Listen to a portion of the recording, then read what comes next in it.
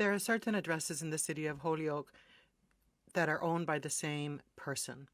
And these addresses are among the most problematic for the police and fire department. Just last year at one of these addresses on the corner of Appleton and Elm, the police were called more than 800 times. The fire chief has said these buildings are also problematic because they find a lot of times that the fire detectors in the hallways are covered with plastic, and that allows people to smoke in the hallways without the fire detector being triggered, but it also creates a dangerous situation that if a fire does catch and spread, people, the tenants, will not be alerted. To address these grave problems, Ward 1 City Councilor Terrence Murphy, who is chair of the Public Safety Committee, met with the fire chief and is meeting with the police chief and is going to be meeting with the mayor and the Board of Health and other entities of the city to finally figure out how to solve these problems. According to the fire chief, the property owner of these buildings, there's several, has been fined a total of $9,800, to the tune of $9,800, and has not paid those fines. The property owner of these buildings has been paying property taxes.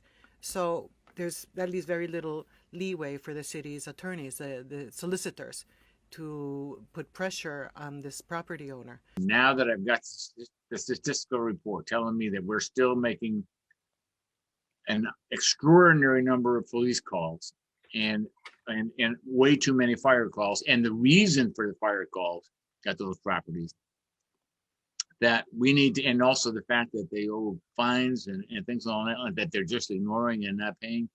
We need to get the mayor, the city solicitor, the police chief, fire chief, and then building commissioner or Board of Health, if need be, in to find out where do we go.